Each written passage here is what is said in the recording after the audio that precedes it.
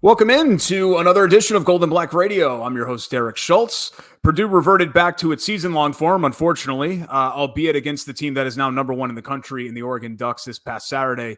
But with football headed for their second bye, we're actually going to have a little bit more of a hoops focus on this Tuesday edition of the show, and welcome on Brian Neubert to do so. But first, a thank you to our sponsors that make Gold and Black Radio possible, including Purdue Federal Credit Union, a proud partner of Purdue Athletics and the official credit card for Purdue fans. Boiler Up, East End Grill and Ripple and Company, two distinctive bistros across the street from one another on the far end of Main Street, the perfect place for your next event, and the Whitaker Inn for unparalleled comfort and cuisine. Visit the Whitaker Inn. Joining me now is goldenblack.com analyst and columnist Brian Neubert from a location that is undisclosed as we speak right now. Couple of football one I things. care to admit to being in. Couple of football things to get out of the way here, Brian, just because we have to. It's kind of a split season here. Oregon's not the best litmus test, right, for anybody. They're number one in the country for a reason. But I was kind of hoping to see some continued signs of life at the very least from the offense, and we largely did not get that on Saturday night. Even though I think the result was somewhat expected, did you still come away a little bit disappointed in Purdue's performance, particularly offensively? Yeah, I just thought that the second half at Illinois only mattered if Purdue built on it. And building on it would have meant at least looking like you belonged on the field with Oregon. And you didn't. It was another one of those losses, Purdue's at least third of the season, where it was defined by kind of the hopelessness of it all. Notre Dame, Wisconsin, and now Oregon. Now, Oregon's number 2 in the country for a reason. They're very good, and you have to give them a lot of credit for coming all the way along across the country, coming off a really big win, and then just taking care of business. Touchdown to start the game, while success for Purdue seemed to be, hey, they got a first down, to open the game. Stuff like that. It's just Purdue it's just the non-competitiveness of all of this that has been the most shocking part of the season to this point. And obviously the reason Purdue's in the situation it's in right now. Yeah, and it's oftentimes hard to watch. Ryan Brown, that was the encore after the comeback against Illinois, and obviously was not a great comeback and encore. Ryan Walters told our colleague Tom Dienhart earlier today that the quarterback split the reps with the ones in practice, and he was actually not only to both playing, but even open to both being on the same field at the same time. Purdue has some experience with this. I think their fans still have some PTSD with this, with the multiple quarterbacks thing, with some not so great results. My feeling, I feel very strongly one way about this, but I wanted to ask you, should he pick between Brown and Card, or are you open to this sharing situation? Should that be the ultimate decision moving forward? I don't know if I've seen a sharing situation that's ever been successful. I'm sure there have been examples. I can go all the way back to Ohio State when they had Joe Germain and Stanley Jackson, but there were flaws there. And obviously Purdue is not Ohio State. Back when Michigan was playing Drew Henson over Tom Brady just to fulfill recruiting promises, again, Purdue isn't Michigan, so those are just situations that come to mind. But I don't think I've ever seen a situation like that that's really been successful, especially at Purdue. So I would pick one. If it were me, I would pick Hudson Card because I think your offense with Ryan Brown, while it's done some positive things here the last 2 weeks, it has been very one-dimensional. It's on tape now, and I don't think it gives you the sort of big play capabilities that you're going to need to actually not only score at all, but score enough to beat some of these opponents that you're trying to beat when your defense can't stop anybody. So, through a season and a half, Hudson Card has not worked out at Purdue. They have not figured out a way to build an infrastructure around him that's accentuated what he does well, which is throw the ball vertically. But you got to keep trying. There's no way out of this pit of misery Purdue football is in right now that doesn't involve the forward pass. And I think that Hudson Card gives you your best chance. Can you take some of what you implemented with Brown? I understand they're different guys, and run some of that and implement some of that with Card. I think you should have all along. Now, Hudson Card is not the runner Ryan Brown is. Hudson Card is not as willing a runner as Ryan Brown is. But a lot of the, east-west stuff, a lot of the misdirection they've put into the passing game and things like that for Ryan Brown is what they should have been doing for Hudson Card, because what that stuff does is it diverts attention from the defense, and it eases up someone's pass rush all the more. And the problem with Purdue's offense with Hudson Card has been you drop him back to throw the ball down the field, and he's got guys laying on him in 3 seconds because people are bringing pressure. Your offensive line, your protection's not doing a great job. I think he gets a little paralysis by analysis sometimes when he's under pressure, whether to run or throw it away or whatever. And if you just do some things schematically, screens, misdirection, east-west stuff, to try to ease up the pressure on him a little bit, I think that could be helpful. They never really did a whole lot of that with him. Why, I have no idea. But I also think he can run the football. I think if you give him a couple designed runs where there's not a lot of thinking involved, just fake the handoff and go, something like that. Maybe that at least opens up something elsewhere later in the game. I think there's a balance you can strike between what you're doing with Ryan Brown and what Hudson Card does best. It's just a matter of finding that balance and whether or not anyone on Purdue staff is savvy enough with offense to figure that out. That's 6 minutes, so that's probably good enough on football talk, right, with where we are at this point in the season. That's plenty. So we'll move over to basketball here, but first wanted to thank a couple of more sponsors of Golden Black Radio, including Sand Valley Resort. Celebrate all that the wilderness provides this fall and winter at Sand Valley. Experience everything from Thanksgiving dinner, curling and ice hockey, to ice fishing and snowshoeing, and even the restorative benefits of the guided cold plunge in the frozen lakes. I know Brian had talked about doing that himself. Start planning your next winter getaway by visiting sandvalleypursuits.com.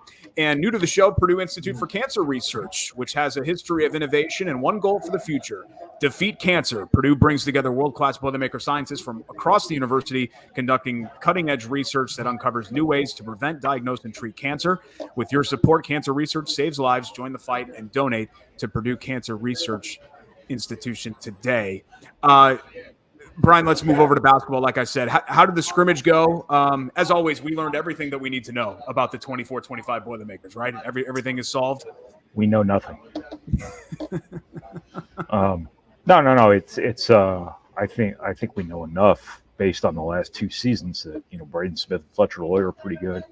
Sure. I think it's a lock, basically, that I don't think there's a whole lot unknown in Trey Kaufman-Renn, even though the whole Zach Edey's gone thing is obviously a big storyline around this team. But I think Trey Kaufman-Renn's as known and unknown as possibly can be. I think there aren't many guys in college basketball better positioned to have a breakout, like who the hell is this guy kind of year nationally than Trey Kaufman-Renn is, because he moves into what I call the best job in college basketball, being Purdue's go-to interior scorer, but also he's pretty good.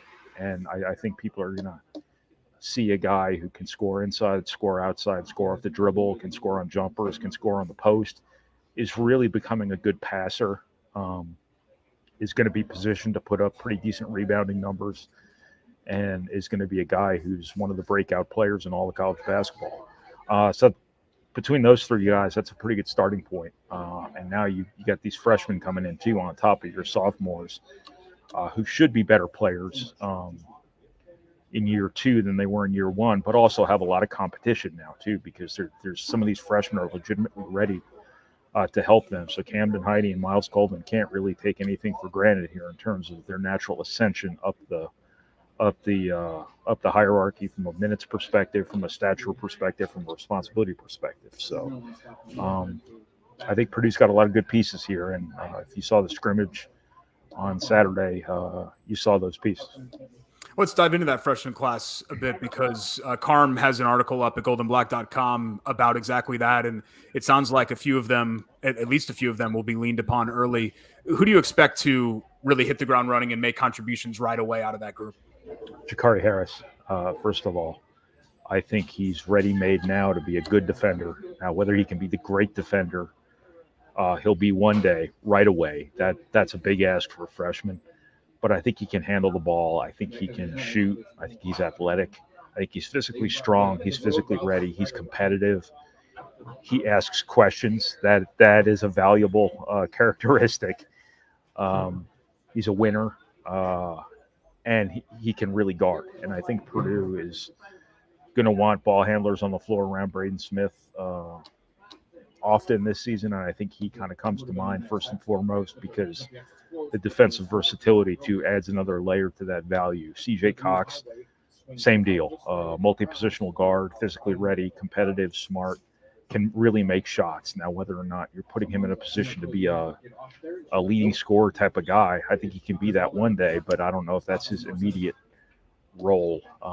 But he'll have to log some ball handling minutes for you behind Braden Smith. Daniel Jacobson, obviously 7'4", size at the rim. Defensively, Purdue's got some questions. Defending the rim, rebounding, things like that. He fits right into that. He's not ready physically to be the player he'll be one day, but there's no better way to get better than through experience. And, Purdue's going to throw him out there, and he's going to develop on the fly, and you will see a much better player at the end of the year, I'd imagine, than you do at the start of the season, and a really good player down the line. Excuse my co-host back here. And then, one of their best freshmen has been Raleigh Burgess. Now, whether or not you can find enough minutes for him to justify him playing this year, that's a pretty big question. And those are the business decisions that come with the whole redshirt debate. Jack Benner's in the same boat. I think both of those guys are going to be really good players at Purdue. I think both of them could play right away. It's just whether or not it's worth burning a quarter of their college careers for them to play, a handful of minutes a game. But they've still got a couple of practices here to go to make that decision. And it typically comes down to the 11th hour on that. So I talk about it all summer because people want to know about it, but we are putting the cart way ahead of the horse in that regard. But the first three guys are going to be major contributors for Purdue this season for sure. It seems increasingly rare to see this, but this whole sort of system, for lack of a better term, that Purdue has here, where the young guys learn from the vets and then they become vets and then they bring along the young guys behind them and then they become vets and they bring the young guys. It's just one of those things that it feels like it's almost becoming a dinosaur in major college athletics because of the portal and the attrition and all the turnover. How big of an advantage is that for Purdue to have? And look, we're still very early, right? We're only year 3, whatever it is, in NIL and portal and all of that. But how big of an advantage is it for Purdue, at least in the interim, to have maintained that sort of system and kind of keep that going under Matt Painter? It's a huge advantage. The disadvantage is it leaves you sometimes playing with kids when everybody else is playing with men. Now, when the COVID year goes away, that's going to be a little bit less of an issue. But Purdue, you're still playing freshmen.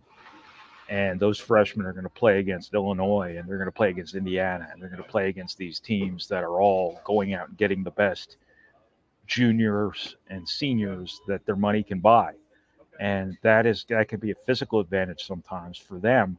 But for Purdue, the advantage lies in the continuity. It lies in the fact that Braden Smith and Fletcher Lawyer have played together for 2 full seasons now. It showed up last year in Braden Smith and Ross-Ade having not had to develop a chemistry right away on the fly, like a shotgun wedding kind of thing. All of these guys on this team now, except for the freshmen, have played together. They know what Purdue's all about. They know what Painter's all about. They know how things work, and you don't spend June and August and July, and I got those out of order, didn't I? You don't spend those summer months basically introducing yourselves to one another, and you're kind of hitting the ground running in the summer. And what happens in the summer typically surfaces for the better in March or for the worse, but typically at Purdue, typically for the better. So I think it's a huge advantage for Purdue.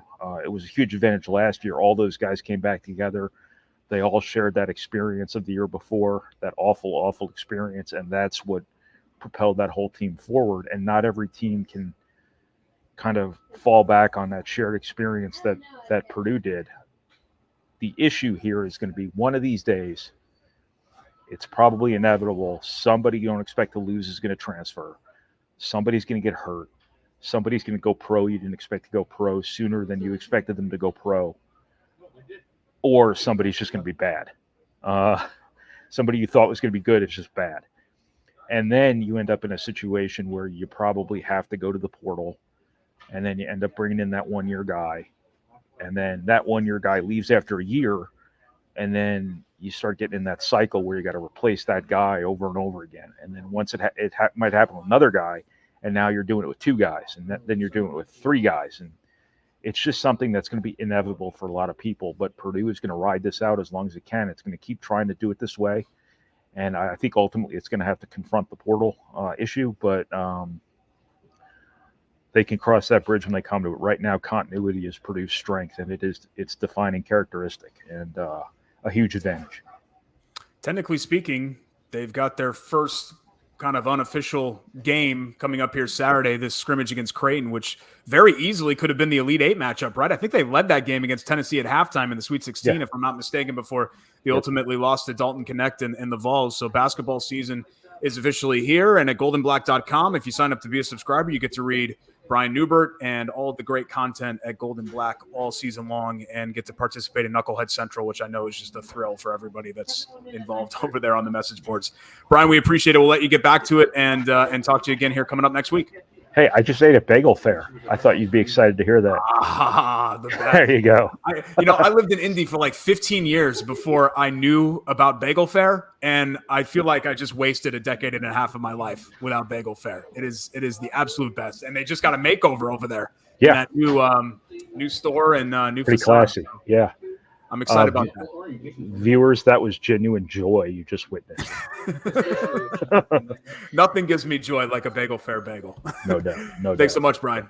No problem, Derek. Thanks for having me. That's Brian Neubert, goldenblack.com analyst and columnist. And that's our show for this Tuesday. I want to give a final thank you to our sponsors, Purdue Federal Credit Union, the official credit card for Purdue fans, East End Grill and Ripple and Company, two distinctive bistros across the street from one another on the far end of Main Street in Lafayette. The Whitaker Inn, the Midwestern oasis, perfect for a relaxing staycation or a weekend getaway. Escape from the ordinary at the Whitaker Inn. Sand Valley Resort. Celebrate all that the wilderness provides this fall and winter at Sand Valley. Start planning your next winter getaway by visiting sandvalleypursuits.com.